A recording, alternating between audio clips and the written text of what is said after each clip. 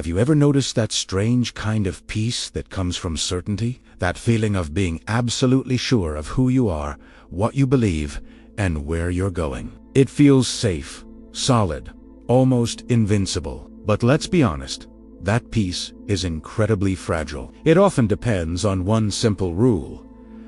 Don't ask too many questions. We avoid doubt because it's uncomfortable. It shakes the very foundations we've built our lives upon. It forces us to confront an unsettling possibility that much of what we call truth might just be repetition, imitation, or fear disguised as confidence. When you stop questioning yourself, you start living inside a bubble. It's a bubble made of your own ideas, reinforced by the world you've curated. And slowly, you begin to mistake comfort for clarity and routine for wisdom. You become trapped, not by walls, but by your own unwavering certainty. The truth is, most people don't actually want truth, they want reassurance. They want to hear that they're on the right path, that their choices make sense, that who they are is enough. And that's a deeply human need.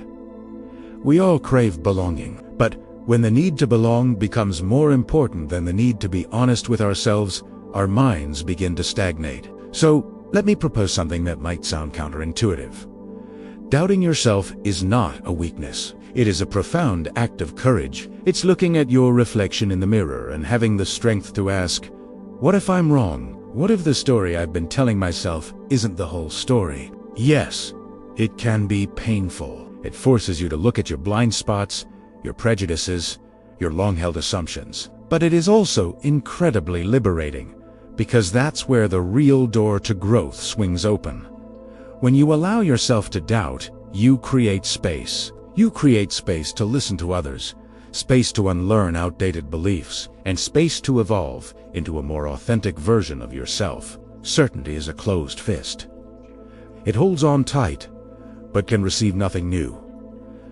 Doubt, on the other hand, is an open hand. It might feel vulnerable, but it's ready to receive. It cracks the mind open, just enough for a little bit of light to get in. Every great philosopher, every innovator, every artist who has ever changed the world started not from a place of knowing, but from a place of profound questioning. There's a beautiful, raw honesty in admitting you don't know, in being able to say, I thought I understood, but now I'm not so sure.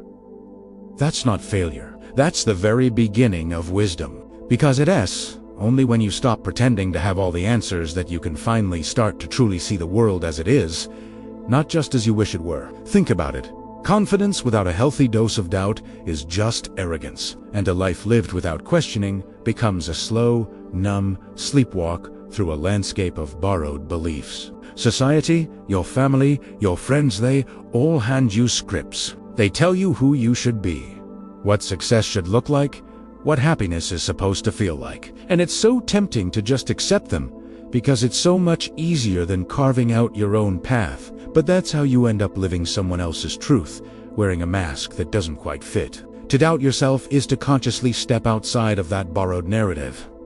It's to risk being misunderstood. It's to risk not belonging for a little while. But in exchange, you gain something absolutely priceless.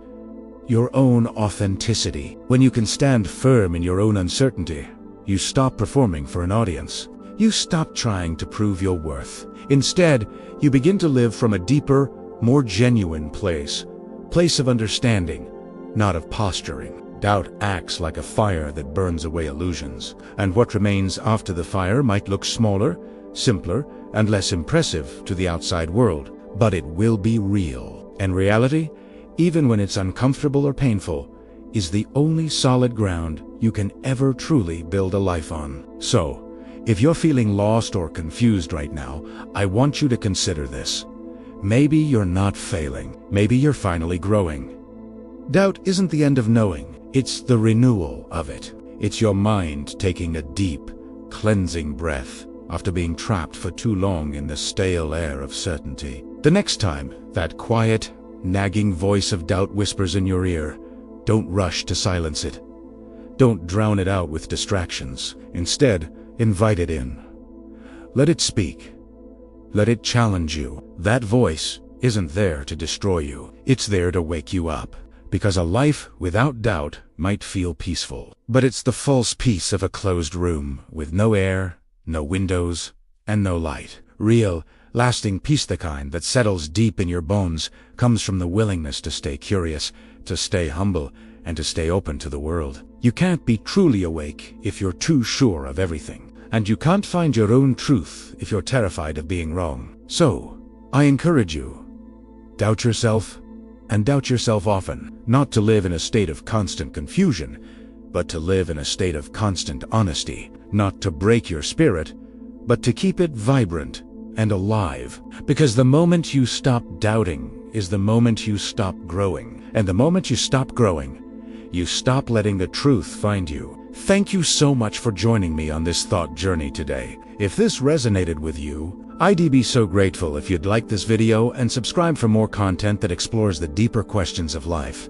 What are you daring to doubt today? Let me know in the comments below. Until next time, stay curious.